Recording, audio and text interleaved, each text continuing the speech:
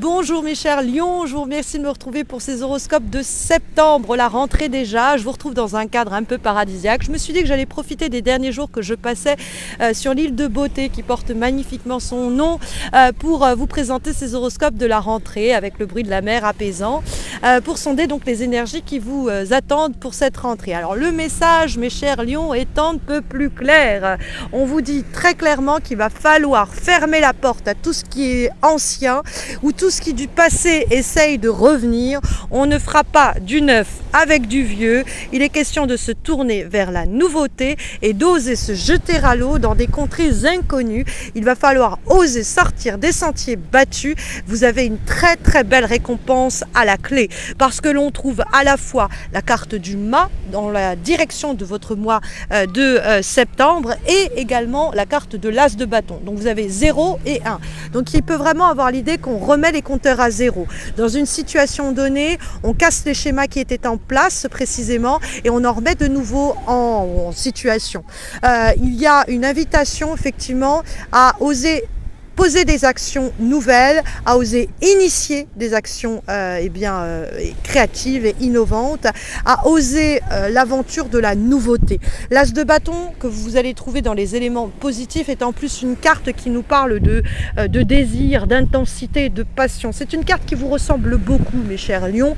Elle indique que vous avez le feu intérieur pour oser tenter l'impossible et obtenir l'impossible parce que le mât vous dit clairement, si vous avez une idée qui est un peu folle, osez cette idée. Si vous avez un projet qui est un peu fou, à propos duquel vos amis, votre entourage vous dit « Ah non, mais non, n'y va pas, t'es si bien là où tu es, ne tente pas le diable » et que vous, en votre fort intérieur, vous dites « Il faut que j'essaye, il faut que je me lance », faites-le. Il n'y a que vous qui êtes en mesure de savoir ce qui est bon pour vous. N'écoutez pas vos peurs qui peuvent être mauvaises conseillères et qui pourraient vous empêcher de vous jeter à l'eau.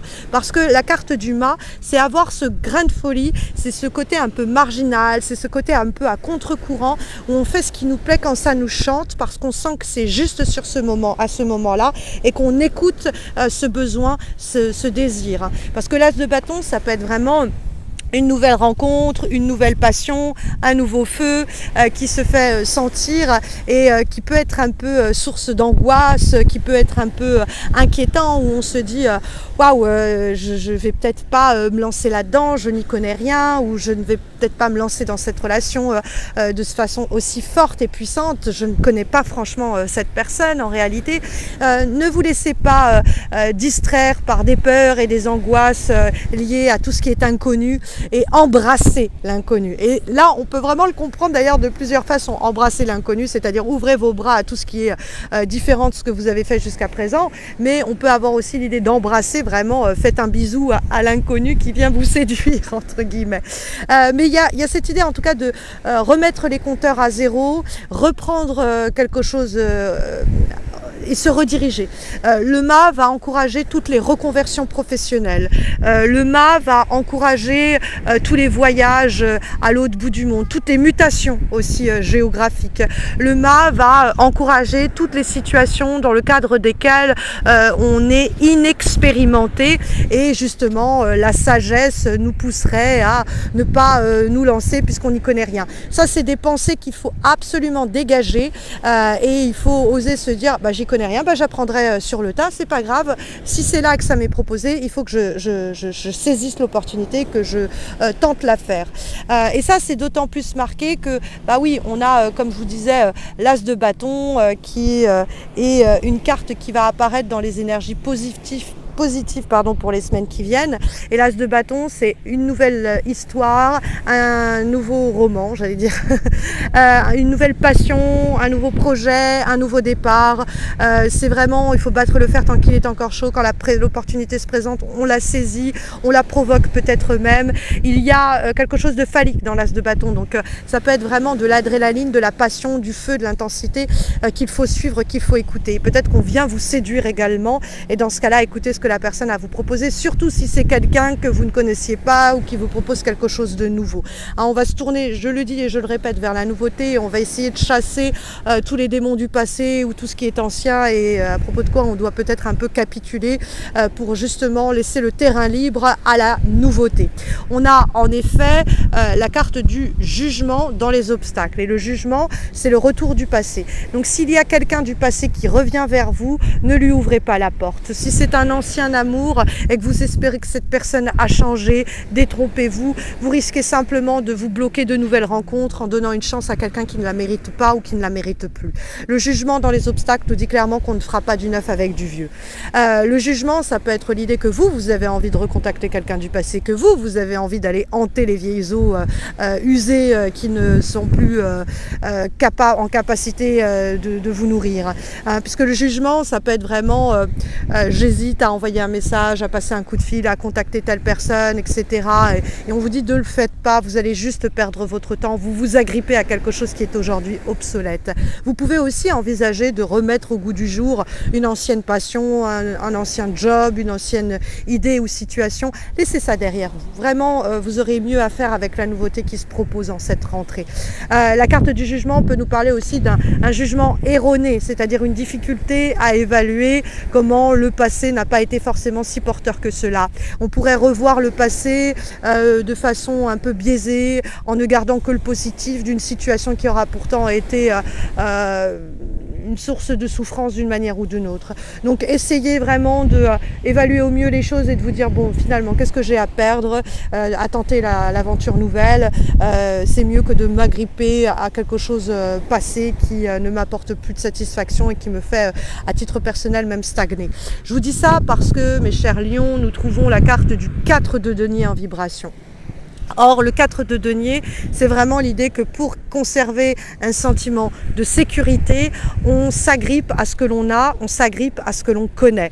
Et on tourne en rond, en fait. C'est une énergie très conservatrice que le 4 de denier, mais ici qui semble se conjuguer à l'énergie du jugement et qui est dans les obstacles. Donc, comme nous disons, écoutez, il y a peut-être quelque chose qui vous a apporté un sentiment de sécurité, qui vous a enrichi par le passé, que vous avez senti comme oui, quelque chose de sécurisant, mais ce n'est aujourd'hui plus le cas. C'est vraiment révolution en vue, tout ce à quoi on s'agrippe et on s'attache qui ne nous sert plus, il faut le laisser derrière nous.